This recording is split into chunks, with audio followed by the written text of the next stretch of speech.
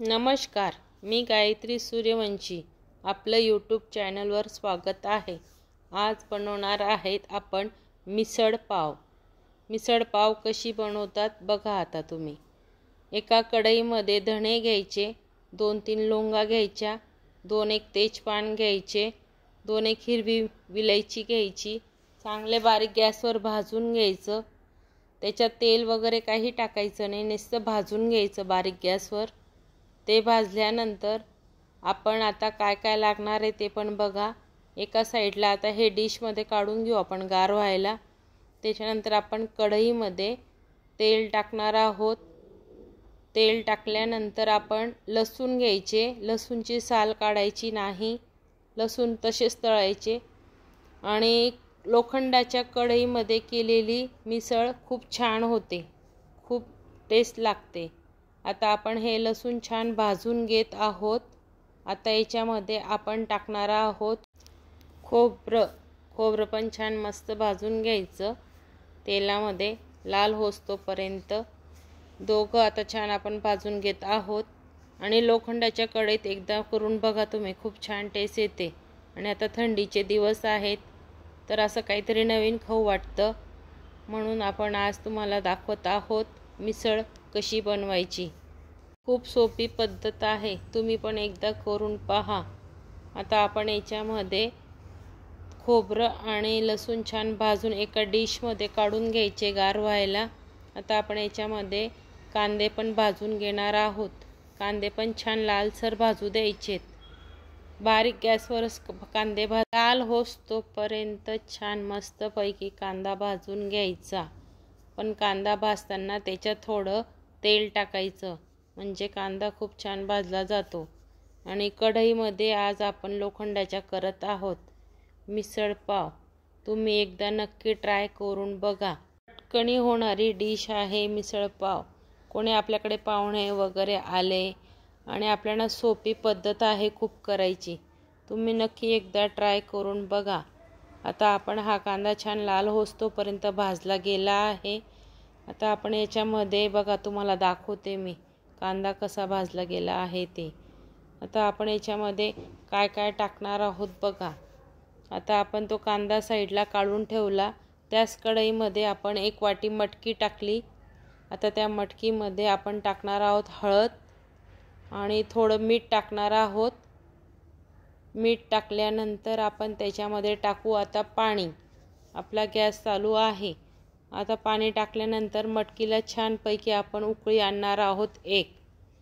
मटकी चांगली शिजू द्यायची पाण्यामध्ये. आणि मटकीचं पाणी टाकायचं नाही, जेव्हा आपण मिसळ बनवतो ना तेव्हाच ते पाणी मटकीचं वापरायचं. आता आपण खोबरं आणि लसूण तो भाजून घेतला होता ना, तो आता आपण मिक्सरमध्ये बारीक करून घेणार आहोत. बारीक केल्यानंतर आपण जे धणे वगैरे भाजले होते ते पण त्याच्यात बारीक करायचे. मग नंतर कांदा टाकायचा.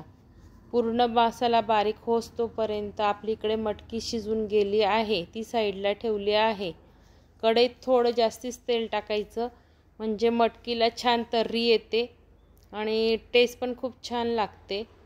आता आपण तो मसाला काढला होता, त्याच्यामध्ये आपण धणे, खोबरं, लसूण, कांदा भाजलेला सर्व वाटून घेतला होता. आधी खोबरं लसूण वाटून घ्यायचं, म्हणजे खोबरं त्याच्यामध्ये एखादा तुकडा राहत नाही, सर्व बारीक होऊन जातं. आता आपण मस्त तेलामध्ये मसाला फ्राय करत आहोत. छान तेल सुटोस्तोपर्यंत मसाला छान भाजून घ्यायचा. भाजल्यानंतर आपण त्याच्यात काय काय टाकणार आहोत ते पण बघा. किती छानपैकी मसाला भाजला गेला आहे. त्याला किती छान तेल सुटलं आहे. पण तुम्ही एकदा नक्की लोखंडाच्या कढईमध्ये उसळ करून बघा मटकीची, खूप छान लागते. आणि मग आपण आता हा मसाला भाजल्यानंतर त्याच्यात कोणते कोणते मसाले टाकणार आहोत हे पण बघा. आता आपण त्याच्यामध्ये टाकणार आहोत थोडी हळद, त्याच्यानंतर चटणी टाकायची तिखटवाली 3 चमचे. आणि त्याच्यानंतर आपण आपल्याकडे कांदा लसूण मसाला असतो ना, तो पण टाकायचा. तो टाकायचे 2 चमचे मोठे. आणि चटणी 3 चमचे. आणि धणे पावडर टाकायचे 2 चमचे मोठेवाले. आता आपण हे सर्व मिक्स करून घेतलं आहे.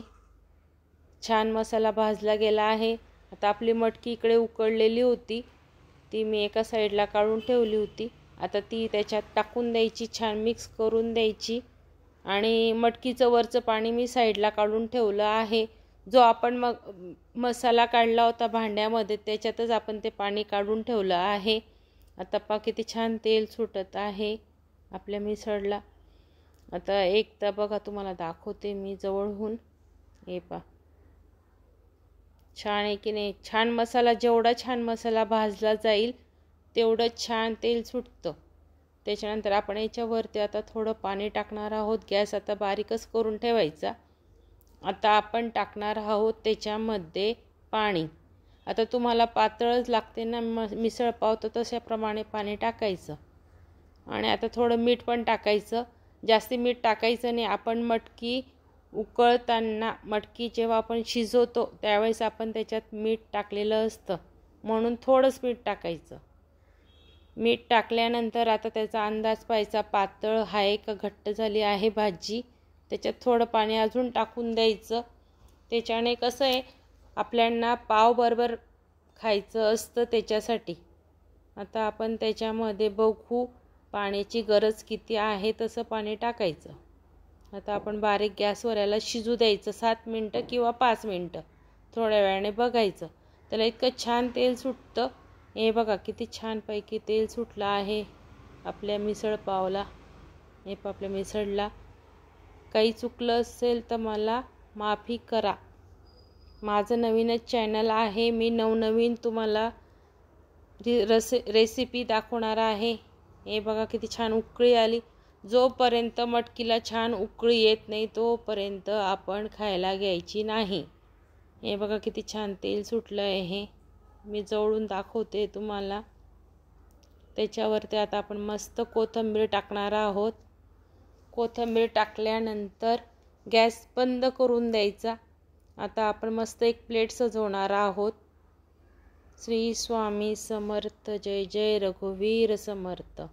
हे बघा छानपैकी आता आम्ही प्लेट छान सजवलेली आहे. तुम्हाला कशी वाटते कमेंटमध्ये मला नक्की सांगा की मी मिसळपाव कशी बनवलेली आहे. खूप सोपी पद्धत आहे, घरच्या साहित्यामध्ये बनणारी आहे. आता आमचे स्वामी खातील की कशी झाली आहे आजची मिसळपाव. बघा, तो आवडला असेल तर लाईक करा, सबस्क्राईब करा. धन्यवाद.